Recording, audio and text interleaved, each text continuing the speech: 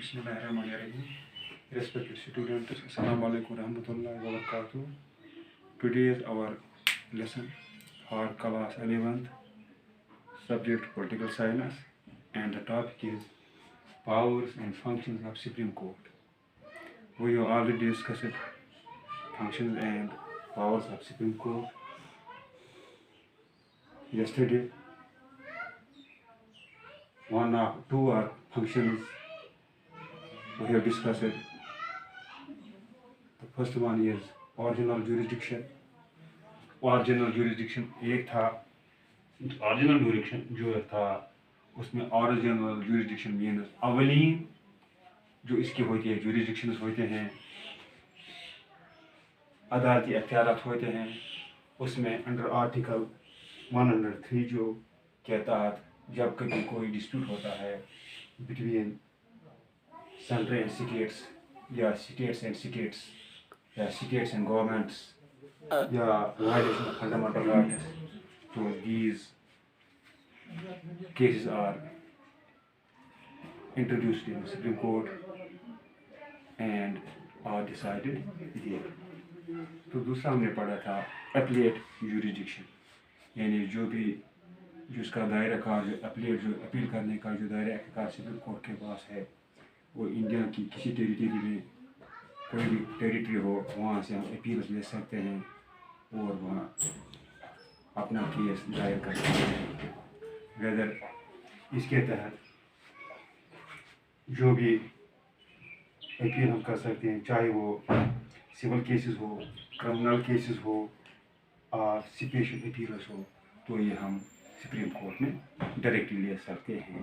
तो आज जो हमारा ये तीसरा जो है एडवाइजरी जुरिस्डिक्शन एडवाइजरी मशवरा देने पर मशवरा देना मामला एडवाइजरी जो एडवाइजरी जुरिस्डिक्शन है इसकी सुप्रीम कोर्ट की यानी मशवरा देने पर मामूल according to article 143 if at any time it appears to president that a matter of public importance or a question of law arises or is likely to arise अगर किसी वक्त अंडर आर्टिकल 143 के तहत किसी भी वक्त प्रेसिडेंट को ये it appears to the president को ये महसूस होगा कि मैटर ऑफ पब्लिक इम्पोर्टेंस है या कोई क्वेश्चन ऑफ लॉ है उठने वाला है या उठा है एंड इट इज़ एक्सपीडेंट और इसकी जो एक्सपीडेंट है चाराजोई जो है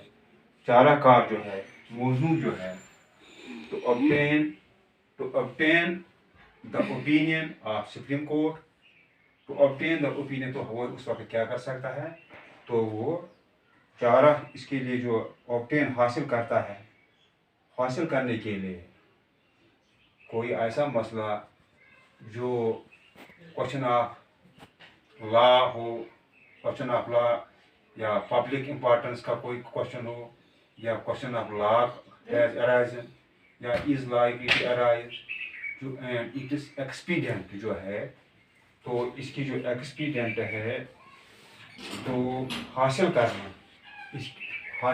करना to obtain the opinion to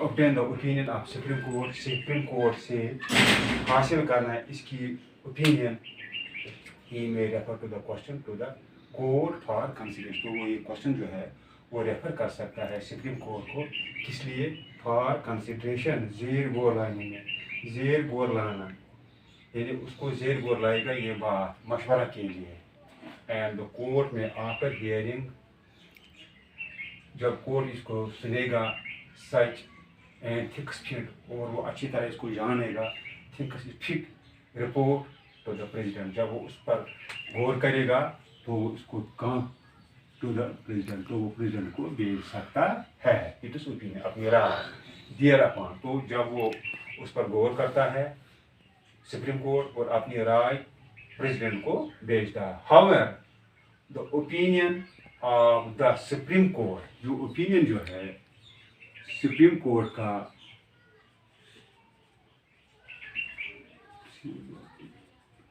court.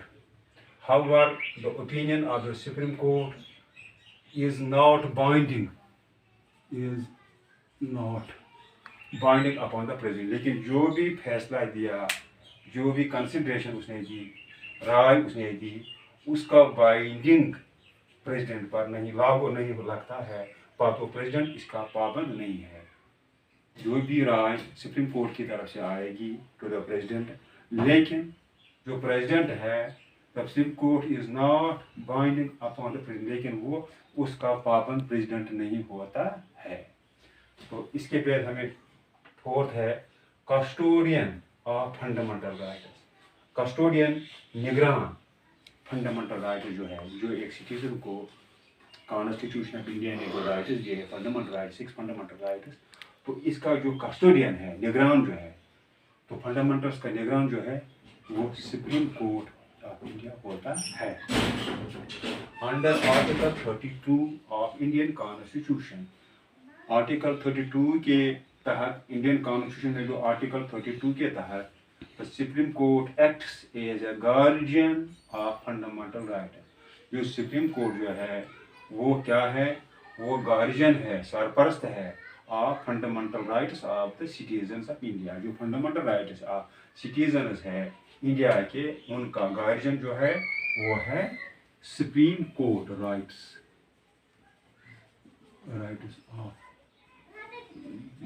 Rights of the citizen of India. The court can declare, court declare कर सकता है a law passed by any legislature, कोई भी लॉ अगर कोई पास लेजिस्लेचर कोई लॉ पास करेगा नल एंड वॉइड, तो उसका जो नल एंड वॉइड जो है उसका जो इफेक्ट जो है, तो उसका जो इफेक्ट है हैविंग नो लीगल, उसको वो नॉट वेलिड, तो वो वैलिड नहीं होता है। हैविंग नो लीगल, उसको कोई फोर्स नहीं है, या नो वैलिड, न कोई वो वैलिड रहता है। If it encroaches upon the fundamental rights guaranteed by Indian Constitution, जो फंडामेंटल राइट्स गारंटी की है इंडियन कॉन्स्टिट्यूशन है, अगर वो इसको इनक्रोच करता है तो वो क्या होता है, नल एंड वॉइड, तो वो असर नहीं रखते हैं, नॉट वैलिड, वो वैलिड नहीं होते हैं। इसको बोलते हैं custodian of fundamental right. Article 32 of Indian constitution के तहत सुप्रीम कोर्ट ए गार्जियन है, सरपरस्त है fundamental rights of citizen of India का।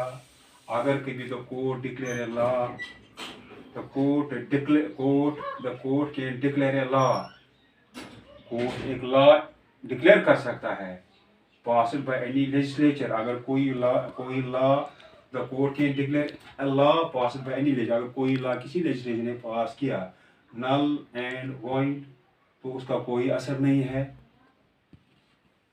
नॉट वैलिड, वो वैलिड नहीं है। इफ इट इनक्रोच, अगर वो इनक्रोच करता है अपॉन द फंडामेंटल राइट्स को, बुनियादी हकूक़ों गारंटीड बाय इंडियन कॉन्स्टिट्यूशन, जो गारंटी दी है जिसकी इंडियन कॉन्स्टिट्यूशन है।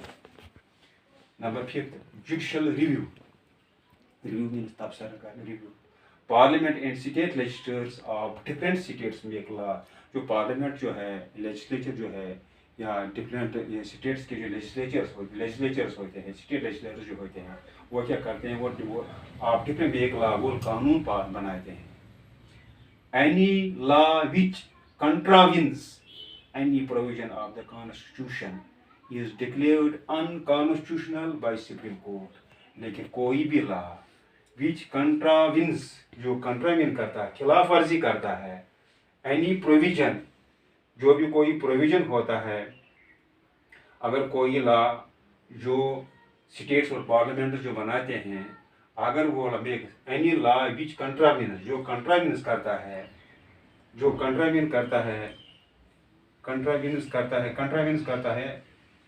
तो उसका जो ये खिलाफ वर्जी करता है, एनी प्रोविजन, किसी प्रोविजन ऑफ द कॉन्स्टिट्यूशन, किसी प्रोविजन के, कोई लॉ अगर खिलाफ वर्जी करता है provisions of constitution is declared unconstitutional. उसको unconstitutional माना जाता है by Supreme Court. Supreme Court उसको unconstitutional मानता है.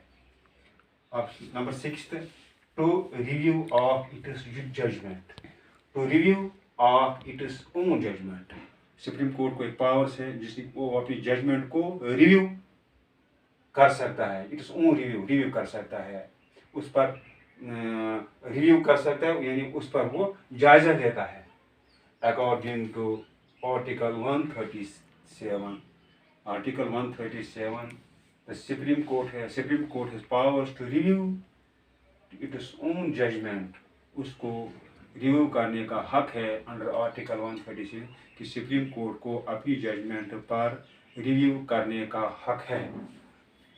And reverse it is earlier decision, और वो रिवर्स कर सकता है जो उसने फैसला उसको तब्दील कर सकता है. Reverse it is earlier decision, और अपने डिसीजन को जो पहला जो उसका डिसीजन लिया है उसको तब्दील कर सकता है. अब कोर्ट ऑफ रिकॉर्ड्स, इसके लिए और फंक्शन है court of records. The supreme court also acts as a court. जो सुप्रीम कोर्ट जो है वो एक्ट करता है कोर्ट ऑफ रिकॉर्ड्स का, यानी उस वहाँ रिकॉर्ड्स रहते हैं court of records. It is decisions are printed and they act. इसके डिसीजन जो होते हैं उनको प्रिंट किया जाता है. दे एक्ट एज प्रीसीडेंट्स, और वो मिसाल का काम करते हैं इन अदर केस, यानी वो इसके जो डिसीजंस होते हैं उनको क्या किया जाता है, उनको रिकॉर्ड्स में रखा जाता है और उनको प्रिंट किया जाता है. दे एक्ट एज प्रीसीडेंट्स, और वो क्या काम करते हैं, मिसाल रिवायत का काम करते हैं. अदर केस में जो दूसरे केस जो होते हैं तो उनमें ये केसेस जो होते हैं जो ये होता है कोर्ट रिकॉर्ड में, जिनको उन्होंने किया रिकॉर्ड्स को प्रिंट करके रखा होता है, तो वो किसका काम करते हैं, प्रेसिडेंट्स, मिसाल रिवायत का काम करता है. इन अदर केस उसमें जब कोई केस होता है उसमें वो मिसाल का काम अंजाम देता है.